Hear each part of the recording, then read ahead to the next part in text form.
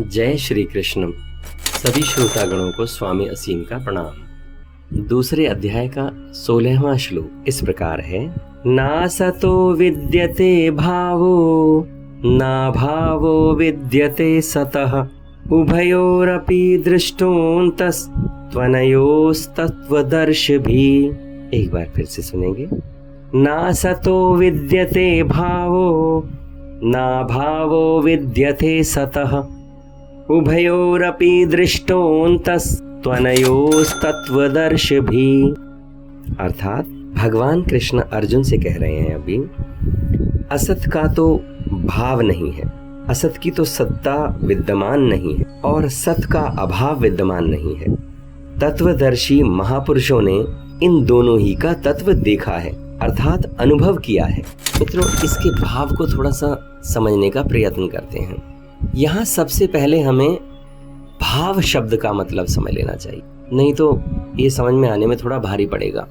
भाव का मतलब है जो है, भाव का मतलब होना है, यानी अभाव का मतलब न होना। सबसे पहले तो हमें ये जानकारी होनी चाहिए। अब देखिए, ना सतो विद्यते भावः, शरीर उत्पत्ति के पहले भी नहीं था।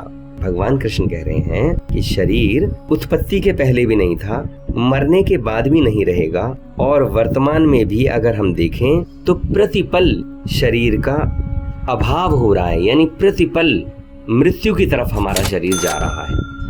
तो इसलिए ये जो शरीर जिसे हम देखते हैं, ये भौतिक शरीर, ये ना तो भूतकाल में, ना भविष्यकाल में और ना ही वर्तमान में स्थित नहीं होता। ये तो यह असत है। और ये जो शरीर है, ये तो संसार का एक छोटा सा नमूना है ना। इसी तरह से जैसे शरीर का परिवर्तन होता रहता है, उसी तरह से हम इस संसार में भी परिवर्तन होता रहता है। ना भावो विद्यते सतः, यानी जो सत वस्तु है उसका अभाव नहीं होता।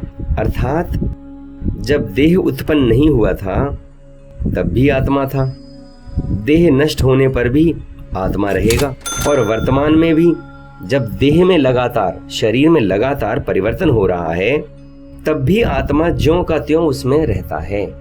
यानी अगर इसे और ध्यान से समझें तो असत का तो हमेशा अभाव ही विद्यमान है, क्योंकि असत तो हमेशा परिवर्तनशील है। वो जैसा है वैसा तो होगा ही नहीं। असत वर्तमान नहीं है, असत उपस्थित नहीं है, असत प्राप्त नहीं है, असत मिला हुआ नहीं है, असत मौजूद नहीं है, असत कायम नहीं है। जो वस्तु उत्पन्न होती है उसका नाश अवश्य होता है, यह नियम है। तो ये जो संसार है इसका सदा ही अभाव है। संसार को कितनी भी आप सत्ता दे दें, कितना ही महत्व दे दें, पर वास्तव में वो विद्यमान है नहीं। असत प्राप्त है ही नहीं, कभी प्राप्त हुआ ही नहीं, कभी प्राप्त होगा ही नहीं। असत वास्तव में प्राप्त होना संभव ही नहीं है। ना भावो विद्यते सतः, यानी सतः अभावः न विद्यते, अर्थात सत का अभाव विद्यमान नहीं है। सत का तो भाव ही विद्यमान है, क्योंकि इसका कभी अभाव होता ही नहीं है। सत का कभी परिवर्तन होता ही नहीं है। जिसका अभाव हो जाए उसको सत कहते ही नहीं। सत की सत्ता निरंतर विद्यमान है, सत निरंतर उपस्थित है, सत निरंतर प्राप्त है, सत निरंतर मिला हुआ है, सत निरंतर मौजूद है, सत निरंतर कायम है। किसी भी देश, काल, वस्तु, व्यक्ति, क्रिया, घटना, परिस्थिति, अवस्था, किसी भी अवस्था में देख लीजिए, सत का अभाव नहीं होता। उसमें किंचित मात्र भी कोई परिवर्तन नहीं होता, कोई कमी नहीं आती। परमात्मा तत्व को कितना ही अस्वीकार करें, कितनी ही उसकी उपेक्षा करें, उससे कितना ही हम मुंह मोड़ लें, उसका हम कितना ही तिरस्कार करें, पर वास्तव में उसका अभाव विद्यमान है ही नहीं। परमात्मा तत्व है, था, रहेगा, सदा रहेगा। सत का अभाव होना संभव ही नहीं है। उभयोरपि दृष्टोऽन्तस्त्वनयोस्तत्त्वदर्शिभिः। यहाँ कहना है कि तत्वदर्शी महापुरुषों ने सत तत्व को उत्पन्न नहीं किया, अनुभव किया है। असत का अभाव और सत का भाव दोनों ही तत्व को जानने वाले महापुरुषों की दृष्टि में सत तत्व है के सिवाय और किसी की सत्ता रहती ही नहीं। यानी इससे यह निष्कर्ष निकलता है कि असत है ही नहीं, सत्य ही सत्य है। मैं प्रयत्न करता हूं इसे और थोड़े से अलग अंदाज में समझाने। भगवान कृष्ण के मुंह से निकले हुए शब्द हैं ना, परमात्मा स्वरूप विराट व्यक्तित्व के मुख से जो शब्द निकलेंगे वो छोटे तो होंगे ही नहीं ना। उन्हें समझने के लिए हमें अपने आप को थोड़ा ऊपर लाना होगा। ना सतो विद्यते भावो ना भावो विद्यते सतः उभयोरपि दृष्टोऽन्तस् त्वनयोस्तत्त्वदर्शभी। क्या है सत्य, क्या है असत्य, इसके भेद को पहचान लेना ही ज्ञान है।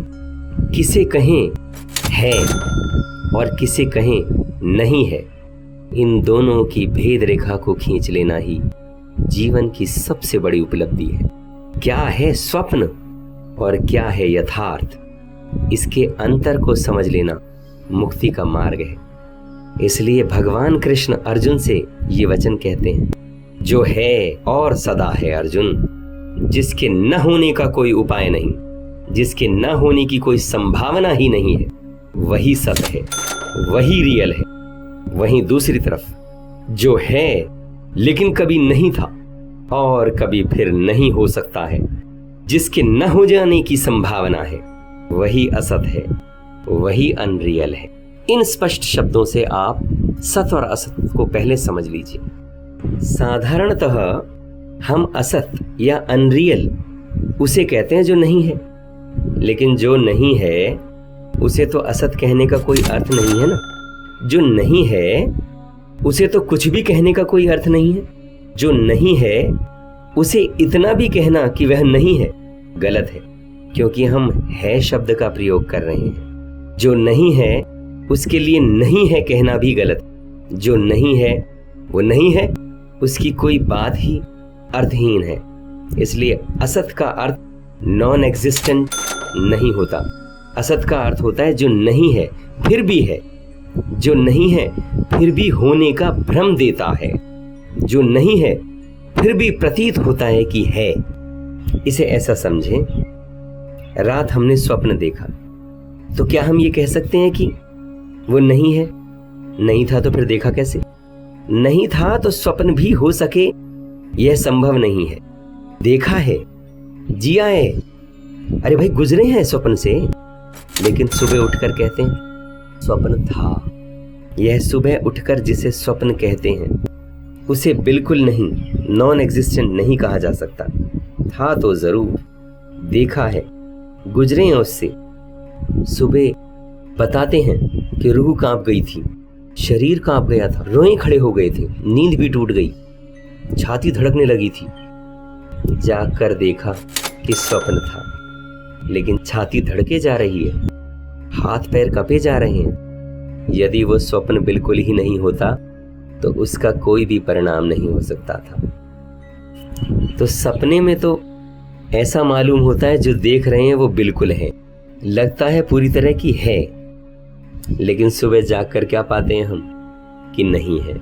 ये जो भ्रम है, जो दिखाई पड़ता है, यह जो होने जैसा धोखा है, असलियत में यही असत है। तो संसार में जिसे असत कहा है उसका यह अर्थ नहीं कि संसार नहीं है, उसका इतना ही अर्थ है कि चेतना की ऐसी अवस्था भी है जब हम जागने से भी जागते हैं, जब हम पाते हैं कि जो है जैसा मालूम पड़ रहा था वो है नहीं। यहाँ कृष्ण बड़े गजब की बात कह रहे हैं, जिसके आगे पीछे न होना हो और बीच में होना हो वह असत है, लेकिन जिसका न होना है ही नहीं, जिसके पीछे भी होना है, बीच में भी होना है, आगे भी होना है, तीनों तलों पर होना है, सोए हो तो भी है, जागे हो तो भी है, जाग कर भी जागे तो भी है, निद्रा में भी है, जागरण में भी है, समाधि में भी है, जो चेतना की हर स्थिति में है उसका नाम सत है।